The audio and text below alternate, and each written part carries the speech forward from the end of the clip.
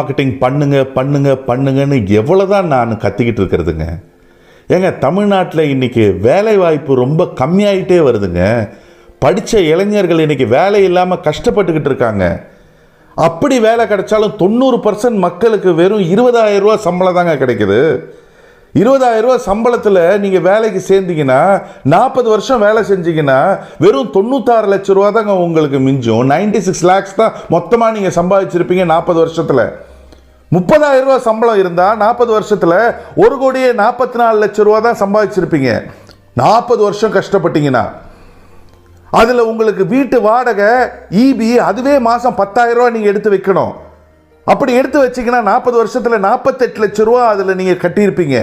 மீதி இருக்கிறது வெறும் 96 லட்சம் ரூபா தான். அது தவிர மல்லிகை ஜாமான், அதுக்கப்புறம் கேஸு எக்ஸெட்ரா எக்ஸெட்ரா அது ஒரு 10,000 ரூபா வச்சுப்போம் மாதம். 40 வருஷம் நீங்கள் செலவு பண்ணியிருந்தீங்கன்னா 96 லட்சத்தில் திருப்பி 48 லட்சம் ரூபா கழிஞ்சிரும்.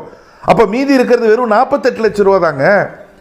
அதுக்கப்புறம் பெட்ரோலு, அந்த வண்டியோட மெயின்டெனன்ஸு அதெல்லாம் ஒரு 5,000 ரூபா எடுத்துப்போம்.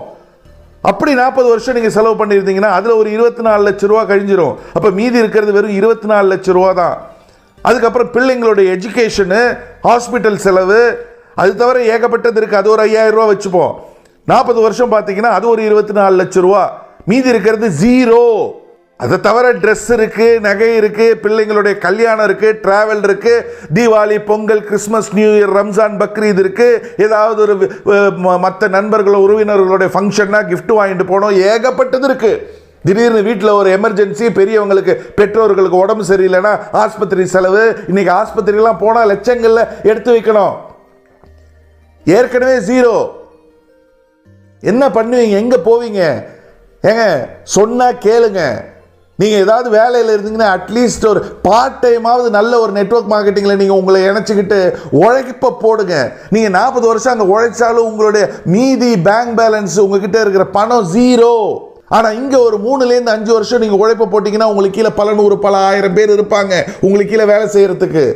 நீங்கள் 30 வருஷத்தில் வேலை செஞ்சாலும் சம்பாதிக்க முடியாததை 3லேருந்து 5 வருஷத்தில் நீங்கள் சரியாக முறையாக நெட்வொர்க் மார்க்கெட்டிங்கில் வேலை செஞ்சால் சம்பாதிக்க முடியுன்றதுனால தானே நான் சொல்லிட்டு இருக்கேன். இன்றைக்கி 60 வயசுக்கு மேலே உள்ளவங்க பிள்ளைங்க படிப்புக்காக வாங்கின கடனையும் பிள்ளைங்க கல்யாணத்துக்காக வாங்கின கடனையும் அடைக்கிறதுக்காக ரிட்டையர் ஆகி சந்தோஷமாக இருக்க வேண்டிய அந்த வயசில் செக்யூரிட்டி வேலைக்கு போகிற கொடுமை இன்றைக்கி நடந்துட்டுருக்குங்க.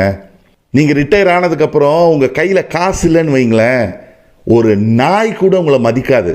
அப்புறம் தானே பிள்ளைங்க. ஏங்க புரிஞ்சுக்க மாட்டேங்கிறீங்க? இதுக்கு மேலே என்னால் உங்களுக்கு எப்படி புரிய வைக்கணுன்றது தெரியலங்க. வணக்கம்.